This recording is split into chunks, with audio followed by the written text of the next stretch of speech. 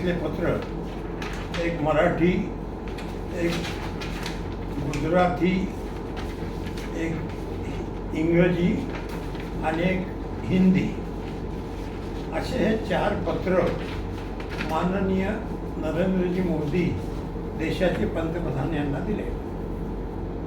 त्याचा आशय असा आहे, 5 राज्याच्या निवडणुका घेतल्यावर देशात आलेले बिकट आर्थिक संकट, देशावर आलेले बिकट आर्थिक संकट यामध्ये आपण जे एका वर्षाच्या उपाय सुचवले, भारत देशातील आपण व राष्ट्रपतीसह सर्वांनी आजी माजी लोकप्रतिनिधींचे 1 वर्षाचे मानधन गोठवले तर भारत सरकारच्या ढासळलेल्या अर्थव्यवस्थेला फार मोठा हातभार लावू शकतो व सहकार्य होईल.